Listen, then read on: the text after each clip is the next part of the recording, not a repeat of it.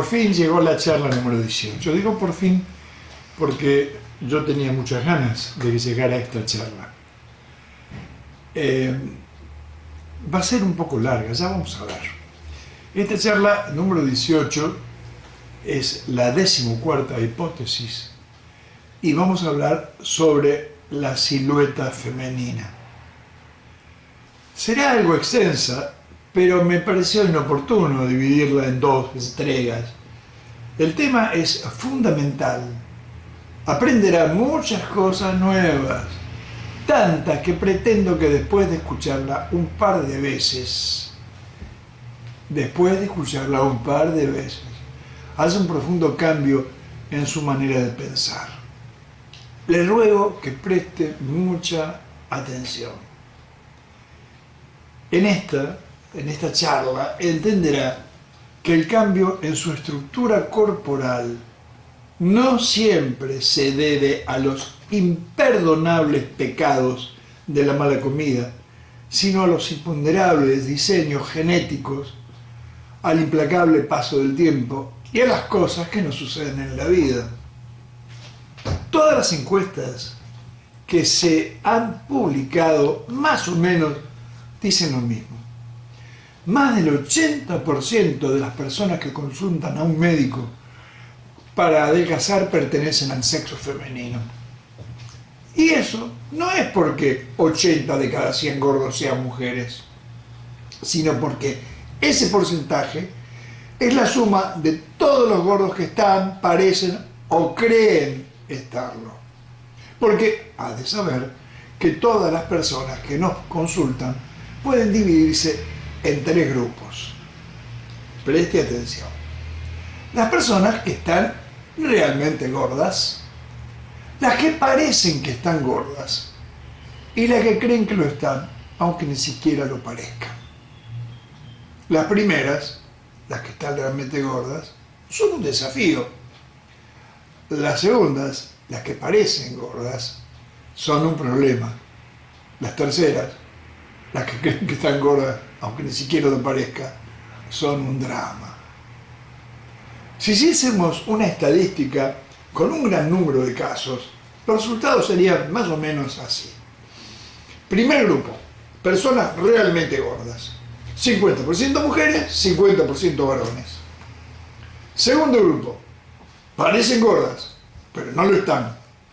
95% mujeres, 5% varones. Tercer grupo, crees que están gordas, pero ni siquiera lo aparentan. 99,9% mujeres, 0,1% varones. Con respecto al primer grupo, no creo necesario hacer ningún comentario. El conflicto es con las del segundo y del tercero. A mediados de 1992, me consultó una maestra de 48 años y madre de 3 adolescentes.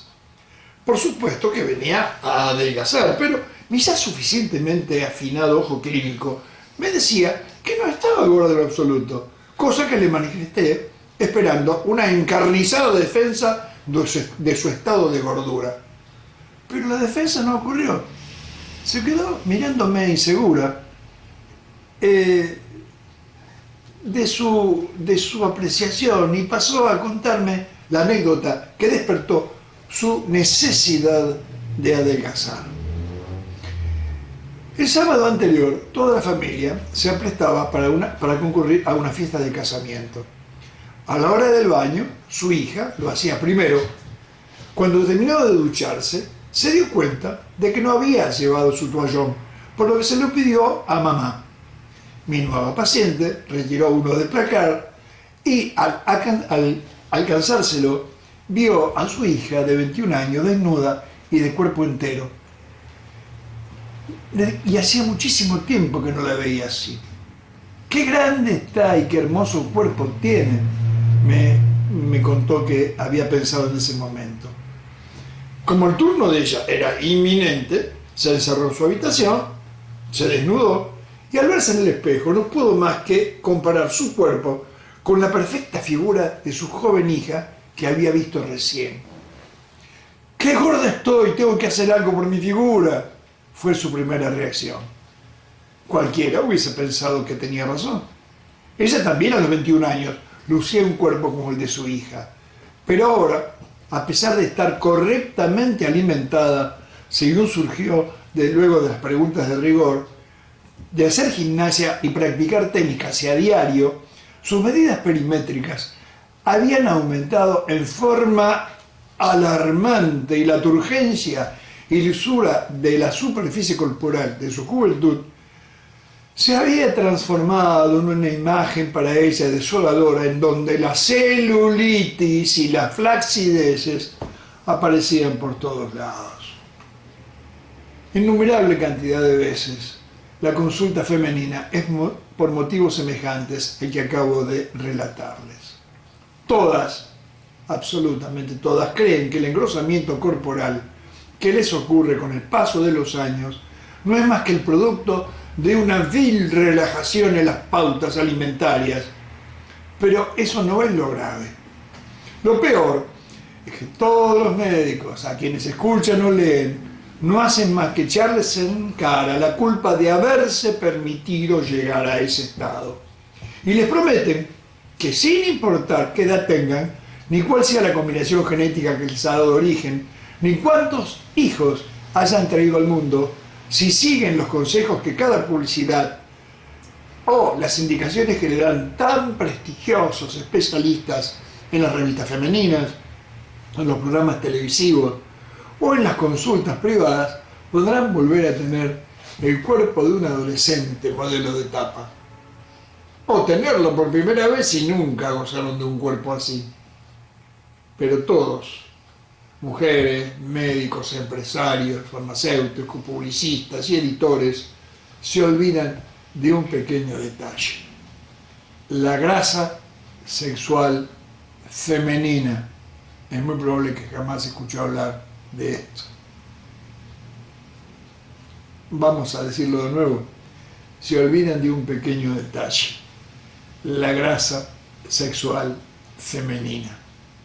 Perdonémosle el olvido, y es más, supongamos que muchos de ellos ni siquiera tienen idea del tema, y pasemos a explicárselo, pero con una condición: después que lo sepan, por favor, ya no lo hagan más. Los varones y las mujeres no diferenciamos en muchas cosas. Las cosas que nos hacen diferentes se denominan caracteres sexuales, de los que hay dos grupos: los caracteres sexuales primarios y los secundarios. Los primarios son los genitales, por supuesto. Los caracteres sexuales secundarios son los que hacen que una mujer tenga aspecto de mujer y un varón de varón, a pesar de que tengan ocultos sus genitales. La voz grave del hombre versus la más aguda de la mujer, por ejemplo, la barba de nosotros frente a la lampiña y tersa cara femenina, nuestra nuez de Adán, el collar de Venus de ellas, esa ruita que circunda la base del cuello de todas las mujeres, el tamaño de las glándulas mamarias y la distinta distribución del vello corporal son las diferencias más notorias al saber de todos. Lo curioso es que nadie habla ni escribe sobre el carácter sexual secundario más interesante, atractivo, que diferencia a ella de nosotros: la grasa sexual femenina. Todos los humanos normales estamos rodeados por una capa de grasa que está alojada en la parte más profunda de la piel, de casi toda nuestra superficie corporal, y también poseemos una buena cantidad de ella en nuestro interior.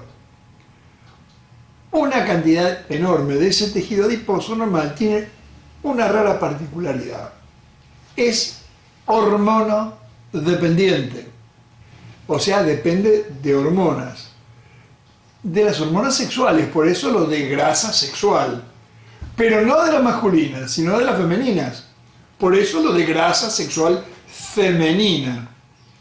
Si paramos a una niña de, digamos, 8 o 9 años al lado de un varoncito de la misma edad, ambos sin ropas, de espaldas y con el pelo cortado igual, nadie podrá asegurar quién es ella ni quién es él.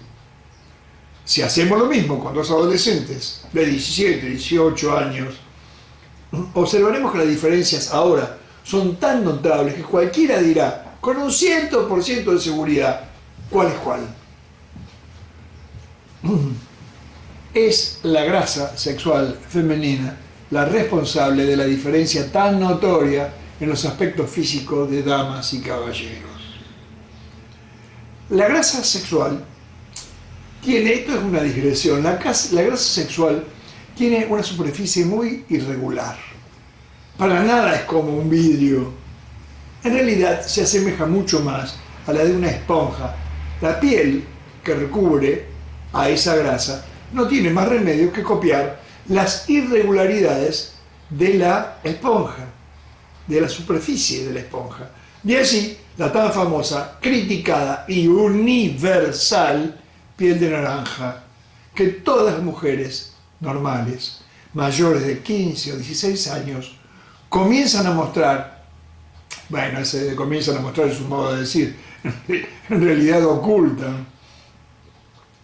Pingüe negocio para los cosmetólogos que se afanan inventando cremas y técnicas para lograr que se deshagan de esa anomalía a la que comúnmente se mal denomina celulitis. A los varones no nos interesa, juro que no nos fijamos en esos detalles. Nos parecen normales, es solamente a sus portadoras a quienes molesta y uno las entiende. Están acostumbradas a ver en televisión y en revistas a modelos que lucen muslos y nalgas con lisura perfecta y ellas han de pensar que si las modelos tienen cuerpos tan tersos, cualquiera pudiese tenerlo. Lo que no advierten es que la inmensa mayoría de las chicas de las pasarelas que se muestran de esa manera son nada más que adolescentes muy jóvenes, maquilladas tan hábilmente que muestran aspecto de muchachas de alrededor de 25 o 26 años. Muchas de ellas ni siquiera han comenzado a menstruar y otras tantas hacen no más de 1 o 2 años que lo han hecho, por lo que no han tenido tiempo aún de elaborar la suficiente cantidad de hormonas femeninas como para que su capa de grasa sexual se engrose de tal forma que su superficie sea irregular. Otras, por un error genético o por herencia, han nacido sin la capacidad de desarrollar esa importante capa. En casi 4 décadas de observar y conversar con mujeres, jamás me he enterado de nadie que conozca a alguien que sepa de alguna que tenía celulitis y se curó. ¿Conoce usted a alguna mujer tan afortunada? Es esa grasa sexual la responsable de que las mujeres luzcan nalgas redondeadas, a diferencia de las más musculosas y menos suculentas de nosotros los varones. Es ella la causa de que las damas tengan eternamente frías las superficies de nalgas y muslos. Su pareja le confirmará que tengo razón. Ocurre que la grasa sexual femenina tiene el mismo poder aislante de la temperatura que el corcho. En realidad, la grasa de reserva, la otra grasa, la que se consigue con la alimentación, posee casi la misma característica. Por lo que el calor de los músculos glúteos y el de los que conforman la anatomía de los muslos no llega en su totalidad a la piel de la zona, porque hay en medio una muy eficaz capa aislante de la temperatura. Y es la responsable de que a cierta edad las mujeres luzcan el famoso cuerpo de señora, porque de saber que en realidad sí existe el cuerpo de señora. Cuando pensamos en una señora, no se nos viene a la cabeza a una veinteañera recién casada, sino tenemos la imagen de una mujer que promedia la 5ª década de la vida, o sea, sus 40 y pico años, y que es madre de 3 o de 4 hijos. Ella ya ha menstruado más o menos unas 350 veces y ha estado embarazada algo más de 2 años, sumando los periodos de todas sus gestaciones. Todo eso significa que por su cuerpo ha pasado una enorme cantidad de hormonas sexuales y que al influjo de esa casi industrial cantidad de estrógenos y progesterona, la capa de grasa que a los 9 años, cuando sus ovarios prácticamente no funcionaban, tenía en sus nalgas un grosor de algunos pocos milímetros y otros tantos en sus muslos, igual que la del varoncito que hubiésemos puesto a su lado, mira ahora esa capa, luego de semejante cantidad de hormonas, elaborada durante más de 30 años de actividad ovárica y decenas de meses de actividad placentaria, sin contar los anticonceptivos que pudiese haber consumido o las hormonas sexuales que como terapéutica le pudiese haber prescrito su ginecólogo. Alrededor de 4 a 6 centímetros, medirá ahora, en su región glútea, 3 o 4 de espesor en sus muslos, 2 en la espalda, 1,5 en sus brazos y mamas, y de 6 a 10 en su vientre. Y todo, digámoslo otra vez, es normal y fisiológico.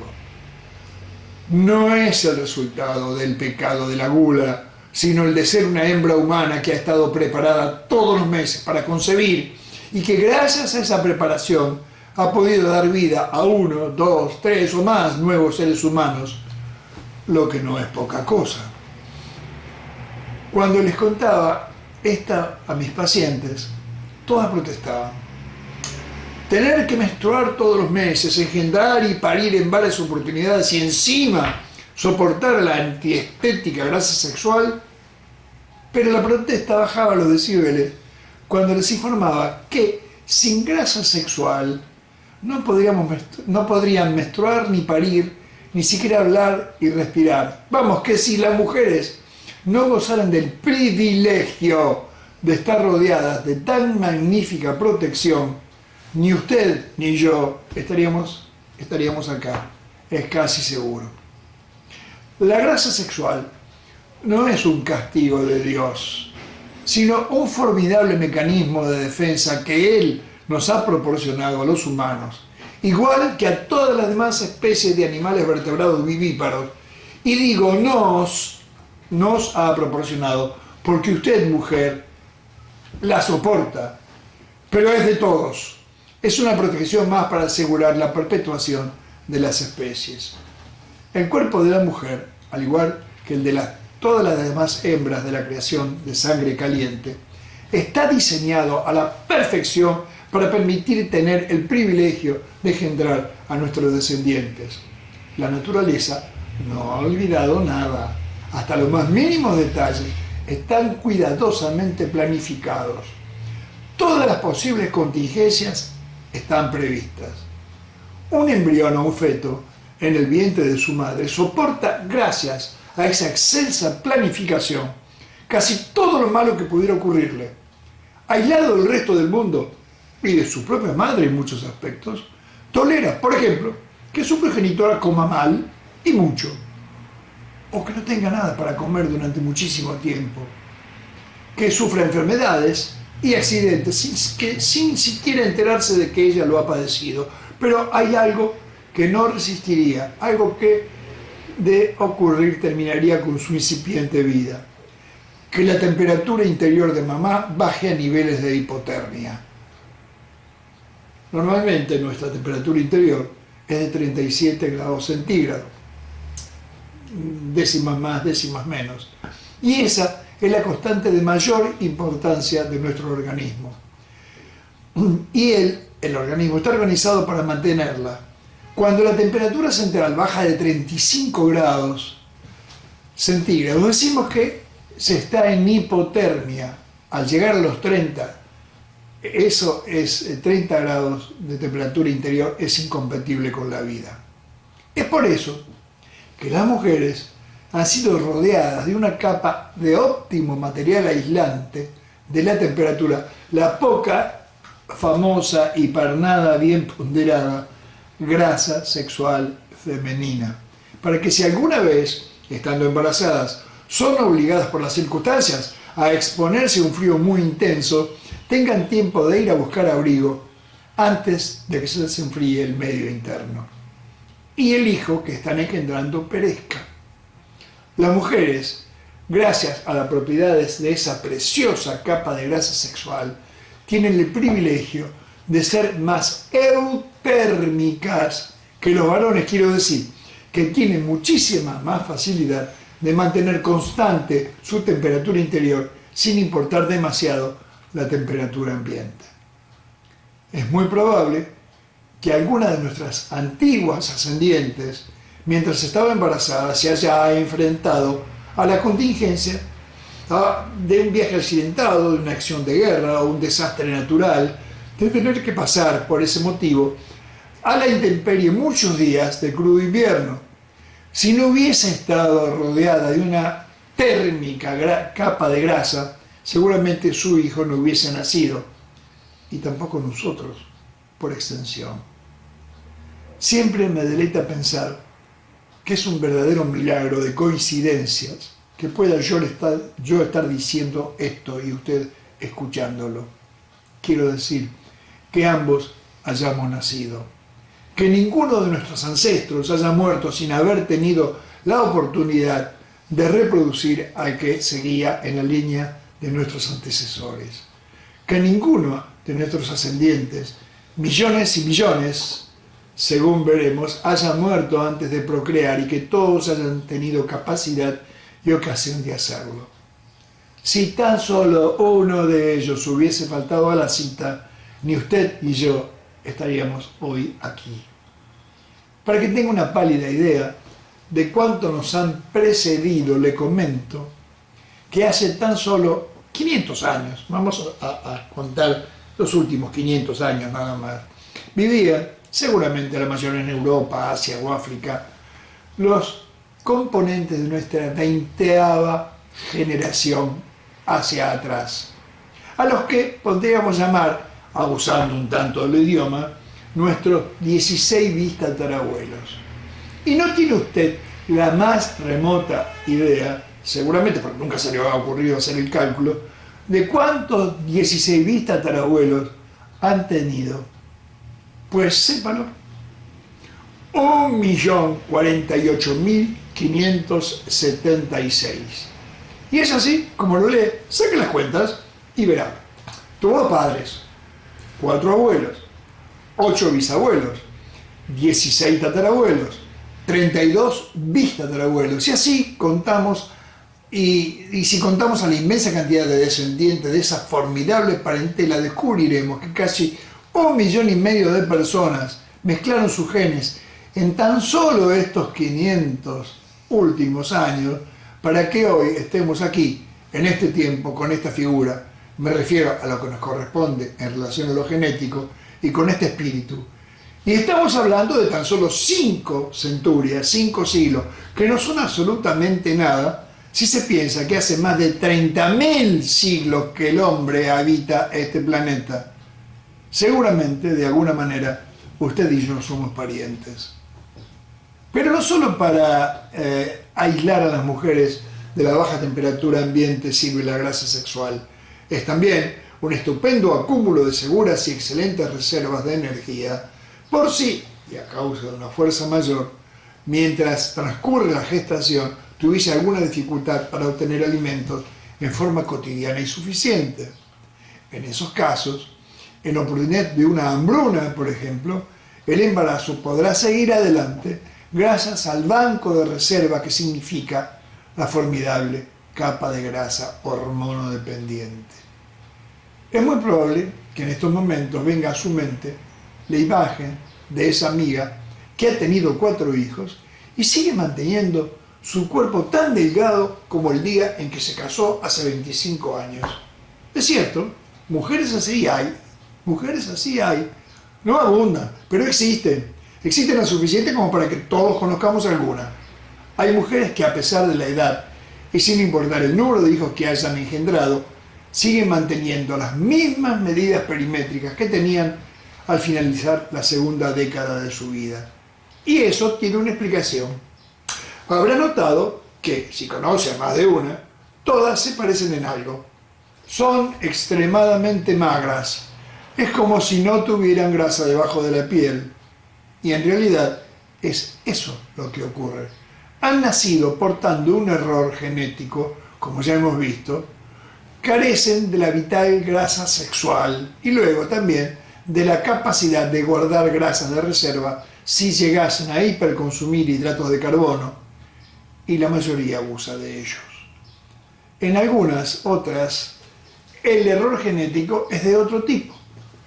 Ellas padecen lo que los médicos llamamos lipodistrofia, lo que quiere decir que en algunas partes de su cuerpo carecen de la tan bienhechora grasa hipodérmica, o sea, que está debajo de la piel, o es mucho más fina de lo usual. Comúnmente son magras de la cintura hacia arriba y generalmente gruesas de la cintura hacia abajo. Muy raramente la disposición es al revés, cosa que las hace estéticamente desafortunadas.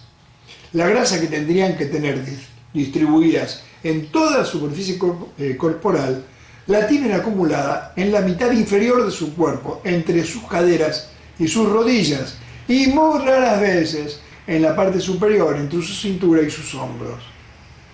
Por fin, hay otras que tienen una grasa sexual más fina que lo usual. Al mismo tiempo, una dificultad por una capacidad metabólica o genética que desconozco para guardar grasa de reserva, lo que enlentece el engrosamiento normal de su panículo adiposo, que ha de ser la consecuencia lógica del paso de los años. Son esas mujeres envidiables que, siendo ya abuelas, ostentan un cuerpo perfecto, apenas lo cuiden un poco, más generalmente sin ningún cuidado especial. Muchas de ellas terminan dando consejos por televisión o en publicaciones femeninas, pretendiendo que crea que si usted los sigue logrará un cuerpo igual que el de ellas, y que si no lo logra es porque usted no es más que una inconstante e incorregible. Pero ellas son así. ¿Qué vamos a hacerle? No les preste atención.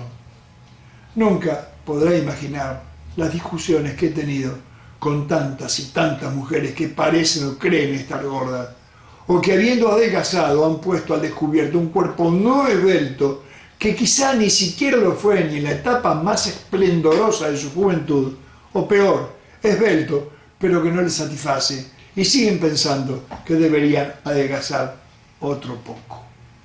Y no les cuento cómo he discutido con las que parecen bastante gordas, que gracias a Dios no abundan, tratando de convencerlas de que son así, que ese es su cuerpo, que es el que le corresponde a causa de su mezcla genética, a su edad, sus circunstancias y su actividad física, que es el cuerpo que le ha tocado en suerte. Les explico varias veces, las veces que haga falta, que si no han tenido la fortuna de tener un cuerpo agraciado, es seguro que alguna otra virtud han de poder mostrar, como para que esa disarmonía corporal quede eclipsada.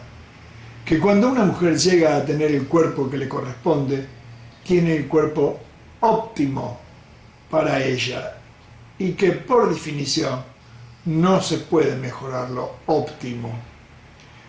Que la seducción femenina jamás comienza por un cuerpo hermoso, sino por la simpatía, el sentido común, la cultura, la bondad, el humor, el espíritu de ayuda. Que dos ojos destellantes de picardía, inteligencia, comprensión y ternura seguramente despertarán más pasión que el más contorneado cuerpo esbelto. Porque los que somos inteligentes sabemos que un cuerpo esbelto alguna vez dejará de serlo, pero que un par de ojos así jamás dejarán de reflejar lo que hoy reflejan. Pero no hay caso.